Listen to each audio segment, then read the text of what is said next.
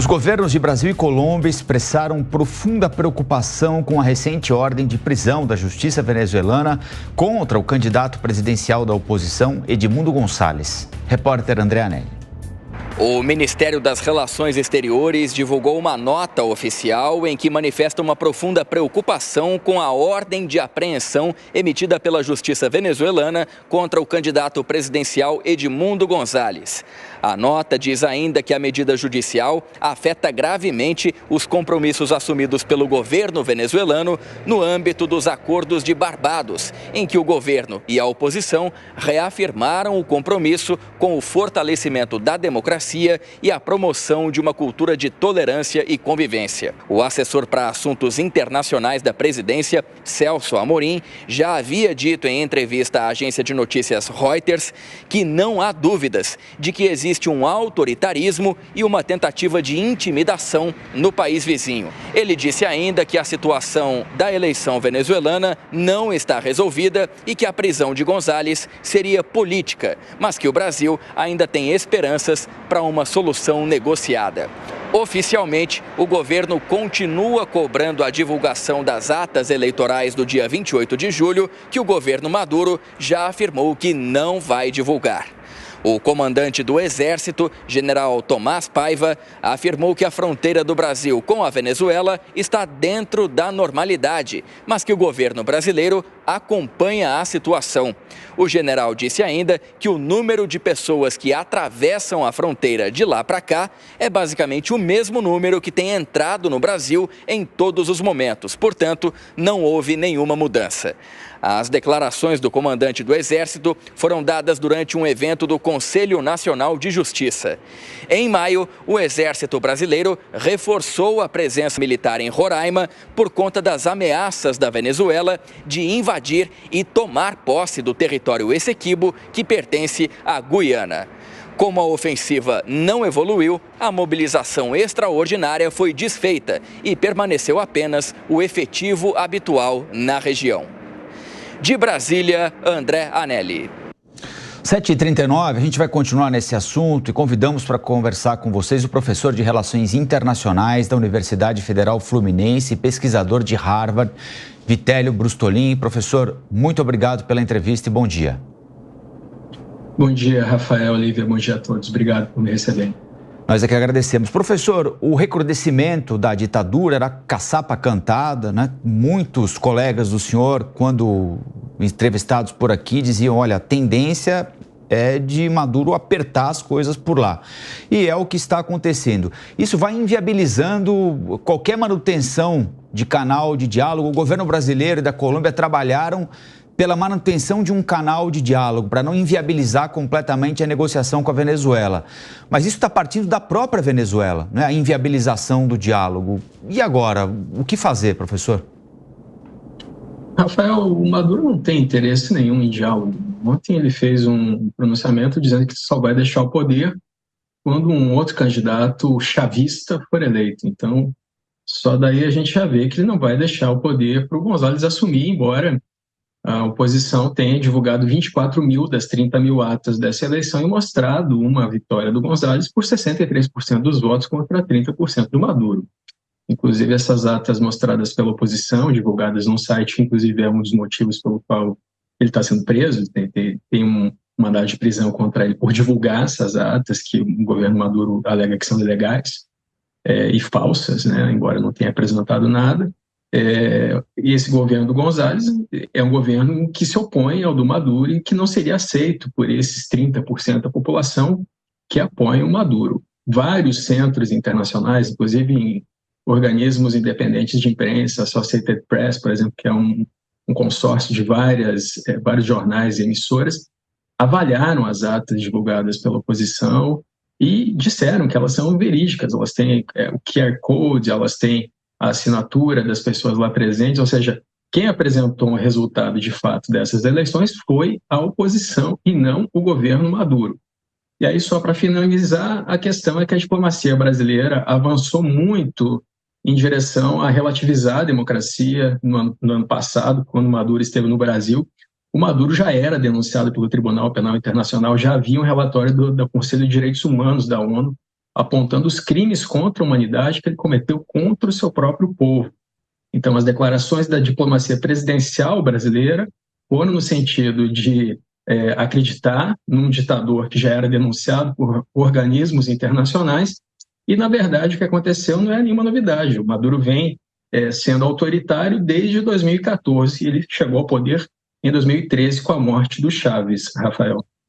Professor, a comunidade internacional, especialmente os Estados Unidos, já fizeram tudo o que podiam fazer para evitar uma escalada da ditadura, como nós estamos conversando, ainda que haja um pedido de prisão, por exemplo, não há ainda, ao que me parece, mas ainda que haja um pedido de prisão pelo Tribunal Penal Internacional, ainda que o governo brasileiro, seguindo as diretrizes de Celso Amorim, emita um comunicado oficial pelo Itamaraty condenando a ditadura da Venezuela, enfim, ainda que outras medidas sejam adotadas, nenhuma vai ser suficiente para mudar o que está acontecendo na Venezuela, se não partir de Maduro, não é? Sim e não. Na verdade, veja só, houve uma votação na Organização dos Estados Americanos, na OEA, que precisava de 18 votos para ser aceita e recebeu 17 votos, e o Brasil se absteve. Essa votação foi justamente exigindo que houvesse uma investigação, uma fiscalização internacional sobre as eleições na Venezuela, sobre essas atas. Que, veja só, Lívia, foi exatamente o que a diplomacia brasileira pediu logo depois das eleições. Inclusive, era isso que era tratado no Acordo de Barbados, do qual o Brasil foi fiador. Então, por que o Brasil votou contra na Organização dos Estados Americanos, que é uma organização internacional que justamente que liga com todos os estados dos nossos continentes, sul-americano e norte-americano? Por que o Brasil se posicionou contra, se nas declarações do Itamaraty o Brasil vem exigindo exatamente transparência dessas atas? Já depois de mais um mês, nem adianta mais, na verdade, divulgação de atas já poderiam ter sido falsificadas. Mas veja, a posição do que o Brasil fala, que o Brasil diz e do que o Brasil faz é diferente, são posicionamentos diferentes. E aí, só para finalizar essa resposta, o que poderia ser feito? As pessoas criticam as sanções, não é verdade? Que as sanções não resolvem, que não adiantam, mas, na verdade, foram as sanções que conseguiram derrubar o apartheid na África do Sul. Só que isso só aconteceu em 1994, quando todos os países do mundo aderiram, na época até mesmo a Rússia. E a Venezuela tem aliados fortes, dentre eles a Rússia, a China, Cuba, Nicarágua, Honduras, o Irã, ou seja, ditaduras. Portanto, o Brasil pesa muito mais para a Venezuela neste momento do que pesava no passado. Mas para que houvesse alguma mudança de fato, seria necessário uma coalizão internacional para que esse governo fosse retirado, o que neste momento não deve acontecer, porque nós estamos num contexto de Segunda Guerra Fria e desta vez o nosso vizinho Venezuela, com o qual temos 2.200 quilômetros de fronteira seca, faz parte desse contexto geopolítico, Lívia. Professora Amanda Klein quer fazer uma pergunta para o senhor também. Professor, bom dia, ótimo falar com o senhor. Professor, eu fico imaginando como é que o Brasil fica nesse cenário como liderança regional, né, da América do Sul, da América Latina, porque o que a gente vê é se consolidando um ambiente em que sempre há uma nota conjunta de Brasil e Colômbia, é uma posição minoritária, e de outro lado uma nota muito mais dura, sempre de alguns países juntos, Estados Unidos, União Europeia, OEA e mais 9 países latino-americanos. Como é que fica esse cenário de divisão na região e o que isso aponta para o futuro do Brasil, da diplomacia brasileira? Bom dia, Amanda. Claramente, a liderança do Brasil não é reconhecida. Nós vimos isso quando o presidente Lula foi visitar o presidente Boric, agora há algumas semanas. Para evitar constrangimento, o Boric esperou o Lula sair do Chile e, no dia seguinte, foi a público dizer que não se pode confundir a ideologia com o desrespeito aos direitos humanos e à democracia, às instituições. Então, o fato de grande parte das nações sul-americanas se posicionarem contra o governo Maduro, que é evidentemente ditatorial. Veja só, Amanda, em 2022, em setembro de 2022, o Conselho de Direitos Humanos da ONU publicou um relatório dos crimes cometidos pelo Maduro contra a sua população. É um presidente oprimindo a sua população. Que crimes são esses? Tortura, espancamento, asfixia, violência sexual, prisões arbitrárias, censura, repressão e violações generalizadas de direitos humanos. Isso foi em setembro de 2022, foi um ano antes do Maduro ter ido ao Brasil.